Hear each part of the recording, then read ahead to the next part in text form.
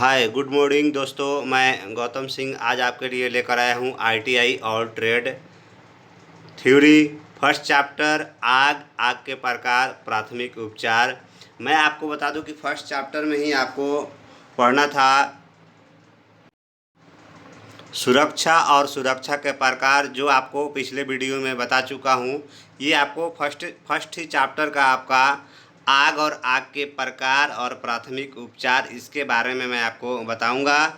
और प्राथमिक चिकित्सक क्या है इसके बारे में आपको बताऊंगा। आग के प्रकार के बारे में बताऊंगा। आग को कैसे बुझाया जाता है इसके बारे में मैं आपको बताऊंगा। पूरे क्लियर आपको मैं बताऊंगा। अग्निशामक यंत्र क्या होता है, कैसे कैसे आग को किस तरह से बुझाया जाता है। जैसे पानी से भरी बाल्टी, रेत से भरी बाल्टी, आपको जो है पूरे डिटेल्स के साथ मैं आपको बताऊंगा।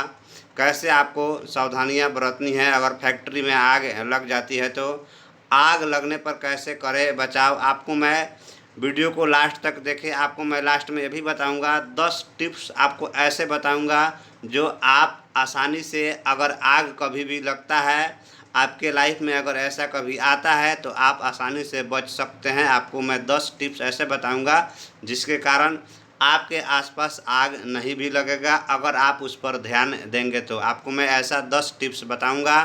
आपको अगर चोट लगता है तो कैसे आपको प्राथमिक उपचार घर पे ही कर लेना चाहिए, या कंपनी में लगता है तो आप प्रथम उपचार कैसे कर लेंगे कंपनी में ही, इसके बारे में पूरे डिटेल्स आपको बताऊंगा। घर में आग लगती है तो किस कारण से लगी हुई है, कैसे उसको बुझाएंगे, पूरे डिटेल्स के साथ आपको हम बताएंगे इस वीडियो में। चलिए आगे मैं आपको बताता हूँ प्राथमिक चिकित्सा क्या है, इसके बारे में मैं आपको बताऊंगा।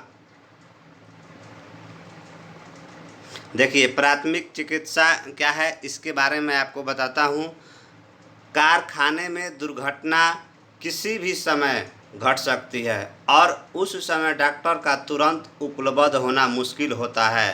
अतः अचानक के पहुंचने या अस्पताल जाने से पहले घायल का बीमार व्यक्ति को दिए गए जाने वाले आवश्यक उपचार को ही प्राथमिक चिकित्सा यानी कि फर्स्ट एड कहते हैं। आपको मैं ये बता दूं कि दुर्घटना या बीमारी अक्सर डॉक्टर के पहुंचने या अस्पताल जाने से पहले घायल व्यक्ति को प्राथमिक चिकित्सा का कहा जाता है और उपचार भी किया जाता है। देखिए जैसे आपको चोट लग गया हो तो देखिए इसके मतलब आप समझिए, प्लस का साइन जो देख रहे हैं वाइट और बीच में आपको ब्लैक है, ये आपको क्या दर्शाता है, किस चीज़ का चिन्ह है, ये मैं आपको पूरा क्लियर बताता हूँ। इसका मतलब आप क्या समझेंगे। चुनाव चिन्ह, जिस तरह ये आप देखें ऊपर फिगर, ये आकार में वर्गाकार होते हैं। इनका पीछे का रंग हरा तथा चिन्ह सफ़ेद होता है। ये सुरक्षा के बारे में सूचना देता है। उदाहरण के लिए प्राथमिक चिकित्सक की सहायता, इसका मतलब है कि एक तरह का बॉक्स होता है, आपको वर्गाकार या आयताकार भी होता है आपको, और इसमें आपको जो है प्राथमिक चिकित्सक सहायता का उसमें सामान आपका रहता है। देखिए आपको प्राथमिक उपचार में क्या क्या सामान इसमें रहता है, क्या ज़रूरी होता है। अगर आपके घर में नहीं है तो आप भी रखें, कंपनी में भी रखा जाता है। देखिए इसमें क्या क्या होता है इसके बारे में आपको डिटेल्स बताता हूँ। अगर नहीं रहता है, आप अपने घर में रखना चाहते हैं तो क्या क्या रखेंगे इसके बारे में आपको क्लियर मैं बताता हूँ कि आपको कैसे रखना है। इसके बारे में पूरा डिटेल्स बताऊँगा आपको।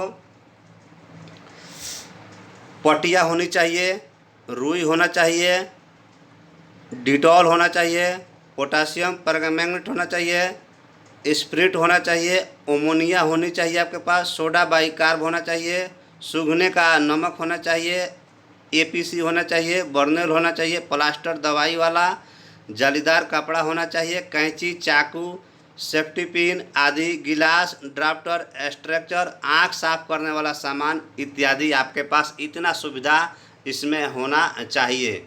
अब आपको मैं बताता हूँ प्राथमिक चिकित्सा देते समय आपको क्या सावधानियां बरतनी चाहिए। प्राथमिक चिकित्सा अगर आप करते हैं तो उस समय क्या सावधानियां आपको रखनी है। आप वीडियो को लास्ट तक देखिए। पूरे आपको इस वीडियो में आपको इस चैप्टर को पूरे क्लियर कर दूंगा, और क्या क्या है इसमें आपको पूरा इसी वीडियो में मैं आपको बता दूंगा। प्राथमिक चिकित्सा देते समय आपको क्या क्या सावधानियां रखनी चाहिए आपको मैं बताता हूं। सबसे पहले आपको प्राथमिक चिकित्सा देने वाले व्यक्ति को हमेशा शांतिपूर्वक अपना कार्य करना चाहिए। रोगी दुर्घटनाग्रस्त व्यक्ति को देखकर घबराना नहीं चाहिए। दुर्घटना का कारण तुरंत पता करके रोगी को फर्स्ट एड करनी चाहिए। यदि दुर्घटना गैस लीक से या बिजली की नंगी तारों से या आग इत्यादि से हो तो प्राथमिक चिकित्सा देने वाले को अपनी सुरक्षा का भी ध्यान रखना चाहिए। दुर्घटनाग्रस्त व्यक्ति के पास लोगों को भीड़ इकट्ठी नहीं होने देना चाहिए। यदि कहीं से रक्त निकल रहा हो तो उसे जल्दी बंद करने का उपाय करना चाहिए। यदि आपको लगता है कि रोगी की हड्डी टूट गई है तो उस अंग को अधिक हिलाना नहीं चाहिए जब तक कि रोगी को डॉक्टर के पास नहीं पहुंचाया जाता। रक्त संचार की गति तेज करने के लिए रोगी को चाय, गर्म दूध आदि भी दिया जा सकता है। हल्दी चोट लगे अंगों पर डिटॉल लगाकर उन्हें साफ करके दूसरी दवाई लगानी चाहिए ताकि रोगी को कुछ राहत मिल सके। इतना आप जो है सावधानी उसमें बरतेंगे अगर किसी को दुर्घटना ऐसा हुआ है तो। चलिए अब मैं आपको बताऊंगा आग क्या है। आग के बारे में आपको अब बताऊंगा। उसके बाद आग के प्रकार के बारे में बताऊंगा आपको पूरे डिटेल्स। चलिए अब बताता हूँ आग क्या है, आपको आग के प्रकार के बारे में भी बताऊंगा। एक दौरा था, एक समय की बात है कि एक दौरा था जब आग के बारे में इंसान को कोई जानकारी नहीं थी। लेकिन आज आग ऐसी सामान्य चीज़ हो गई है जिससे हम सभी न केवल परिचित हैं बल्कि इसका भरपूर दोहन भी करते हैं। ऐसे में अगर ये पूछा जाए आपसे कि आग क्या होती है तो आप आसानी से बता देंगे कि आग ऐसी चीज़ होती है, गर्मी और प्रकाश पैदा करती है। लेकिन क्या आप ये जानते हैं कि आग उत्पन्न होने की प्रक्रिया क्या होती है? देखिए मैं आपको पूरा क्लियर आग के बारे में बता रहा हूँ। ऐसे में क्यों ना आज आग से जुड़ी एक खास जानकारी ली जाए।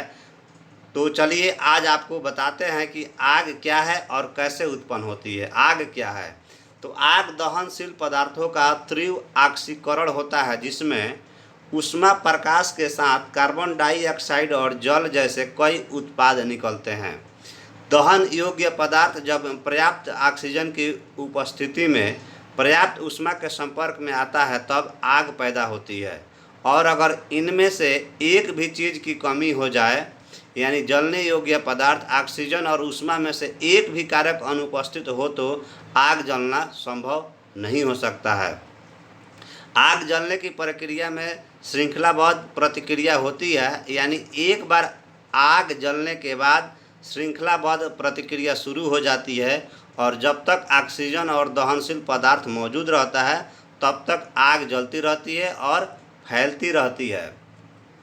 ऐसे में आग को बुझाने के लिए ऑक्सीजन और ईंधन में से किसी एक को अलग करना जरूरी हो जाता है।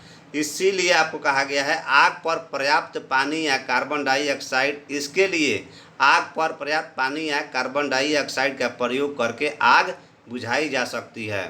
आग के प्रकार के बारे में अब आपको मैं डिटेल्स बताऊंगा। आग के प्रकार, सबसे पहले तेल से आग। अगर किसी तेल से आग लगती है तो आपको क्या करनी चाहिए इसके बारे में बताता हूँ। तेलीय पदार्थ से जली भाग को ऑयल फायर कहते हैं।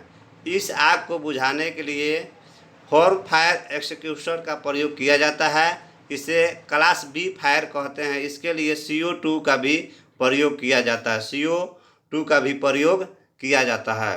बिजली द्वारा आग, यानी कि जो आग बिजली से जलती है उसे बुझाने के लिए CTC फायर एक्सटिंग्विशर का प्रयोग किया जाता है, जिसे क्लास डी फायर कहते हैं। आपको पूरे क्लियर CTC के बारे में भी बताऊंगा क्या है, CO2 क्या है, नेक्स्ट आपको बताऊंगा। अभी देखिए लकड़ी की आग, जो आग लकड़ी या लकड़ी के कोयले या पत्थर के कोयले से जलाई जाती है उसे लकड़ी की आग कहते हैं। इसे बुझाने के लिए पानी, मिट्टी या रेत का प्रयोग किया जाता है। सोडा एसिड फायर एक्सटिंग्विशर का भी प्रयोग किया जाता है। इसे क्लास ए फायर भी कहते हैं।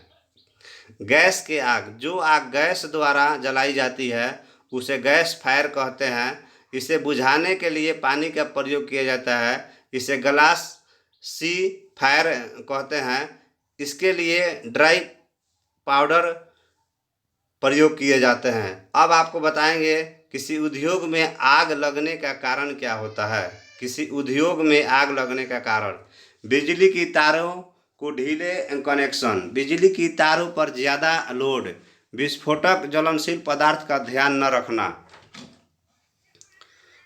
बिजली शॉर्ट सर्किट से, धूम्रपान करने से, तेज जलने वाली मशीनों को पार्टों में तेल न देने से। देखिए जैसे आग लगने पर कैसे हम बचाव करेंगे इसके बारे में भी आपको हम बताएंगे। आग बुझाने का साधन, पानी की भरी बाल्टी, रेत से भरी बाल्टी, कैंसेव सीट, अग्निशामक जैसे सीटीसी एक्सटिंग्विशर। अब आपको हम बताएंगे अग्निशामक यंत्र यानी कि फायर एक्सटिंग्विशर 4 प्रकार के होते हैं। अभी आपको यहाँ देख रहे हैं ऊपर 4 नंबर में लिखा है अग्निशामक सीटीसी एक्सटिंग्विशर। तो इसके बारे में आपको बता दें कि ये भी 4 तरह के होते हैं। तो देखिए झाग वाला अग्निशामक यंत्र, झाग वाला अग्निशामक यंत्र। तो झाग वाला अग्निशामक यंत्र देखिए ये है आपका फोम वाला अग्निशामक। झाग वाला अग्निशामक यंत्र कहने का मतलब है, इसके बारे में पहले समझिए। तो इस तरह के अग्निशामक धातु के बने बेलनाकार होते हैं। इसमें पाउडर मिश्रित तेल, सोडियम कार्बोनेट तथा एल्युमिनियम सल्फेट भरा होता है। जब इसको मिलाया जाता है तो इससे कार्बन डाइऑक्साइड के बुलबुले बनते हैं।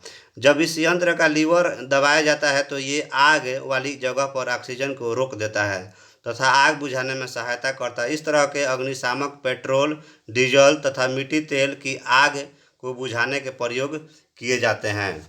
इसलिए फोम वाला अग्निशामक यंत्र का आपको प्रयोग किया जाता है। इसको कहा जाता है फोम वाला अग्निशामक यंत्र। चलिए नेक्स्ट आपको बताते हैं पानी से भरा अग्निशामक यंत्र क्या है। पानी से भरा अग्निशामक यंत्र, इस पर लिखा रहता है आपको वाटर। पानी से भरा अग्निशामक यंत्र।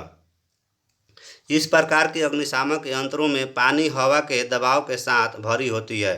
जब अग्निशामक यंत्र का लीवर दबाया जाता है तो यह पानी का छिड़काव करता है जो आग बुझाने में सहायता करता है। इस तरह का अग्निशामक यंत्र अधिकतर वहाँ के लिए उचित है जहाँ आग का कारण लकड़ी, जूट, कपड़ा या कागज इत्यादि के लिए होता है। पानी से भरा अग्निशामक यंत्र ये होता है आपको। चलिए अब आपको मैं बताता हूँ कार्बन टेट्राक्लोराइड अग्निशामक यंत्र। देखिए इस पे आपको सीटीसी लिखा रहता है। सीटीसी का फुल फॉर्म हो गया कार्बन टेट्राक्लोराइड अग्निशामक यंत्र। इस पे आपको सीटीसी लिखा रहता है। ये क्या है इसके बारे में आपको बताता हूँ।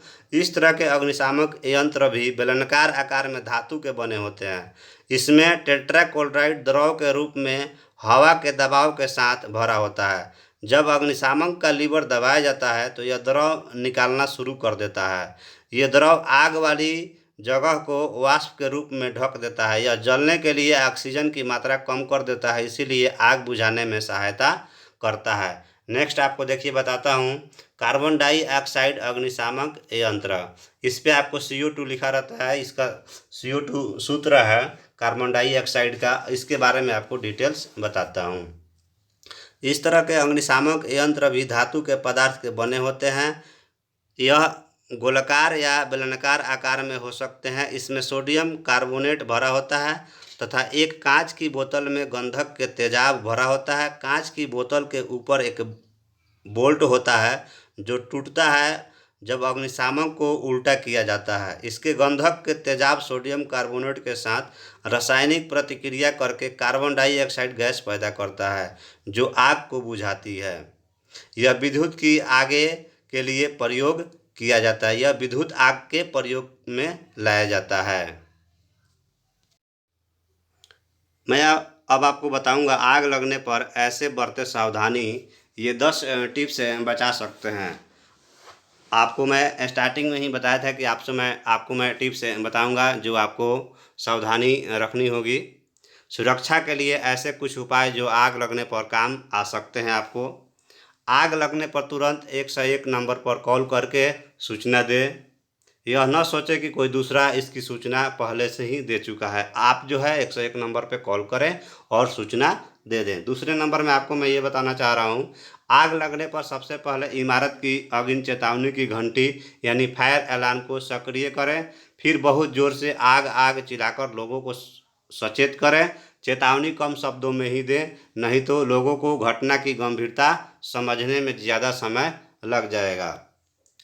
आग लगने पर लिफ्ट का उपयोग न करें, सिर्फ सीढ़ियों का ही प्रयोग करना है आपको।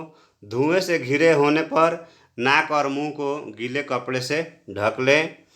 अगर आप धुएं से भरे कमरे में फंस जाएं और बाहर निकलने का रास्ता न हो तो दरवाजे को बंद कर लें और सभी दरारों और सुराखों को गीले तौलियों को चादर से सील कर दें, जिससे धुआं अंदर न आ सके। अगर आग आपकी अपनी इमारत में लगी है और आप उसमें फंसे नहीं हो तो पहली बाहर आप आइए और 101 नंबर पर फायर ब्रिगेड को घटना की सूचना दें। अपने घर और कार्यालय में स्मोक यानी कि धुआं डिटेक्टर जरूर लगाएं, क्योंकि अपनी सुरक्षा के उपाय करना हमेशा बेहतर और अच्छा होता है। समय समय पर इमारत में लगे फायर अलार्म, स्मोक डिटेक्टर, पानी के स्रोत, अग्निशामक की जांच करवाते रहें। घटना स्थल के नज़दीक भीड़ न लगाने दें। इससे क्या होता है, आपातकालीन अग्निशामक सेवा और बचाव कार्य में बाधा होता है। ऐसे स्थिति में 101 पर कॉल करें और वहां से दूर हो जाएं। यदि आपके कपड़े में आग लग जाए तो भागे नहीं, इससे आग और भड़केगी। जमीन पर लेट जाएं और उलट पुलट रोल करें। किसी कंबल, कोट या भारी कपड़े से ढककर आग बुझाएं। नेक्स्ट मैं ये बताना चाह रहा हूँ कि हमारा पिछला वीडियो जो था उसमें आपको मैं बताया हूँ सुरक्षा का अर्थ, यानी सुरक्षा बिना सभ्य अर्थ। सेफ्टी फर्स्ट मैं आपको पहले वीडियो में बताया हूँ। बिजली से सुरक्षा के जरूरी नियम और सावधानियाँ क्या है। आपकी सुरक्षा आपके हाथ में है। आप उस वीडियो को ज़रूर देखें। आपका जो है फर्स्ट चैप्टर जो सेफ्टी से रिलेटेड है आपको मैं बता चुका हूँ। प्राथमिक चिकित्सा क्या है, आग से कैसे आप बच पाएंगे, ये भी मैं आपको बता दिया हूँ। आपको मैं ये बताना चाह रहा हूँ कि ये चैप्टर जो है आपको सभी ITI स्टूडेंट को पढ़ना होता है। सबके लिए ये ज़रूरी होता है।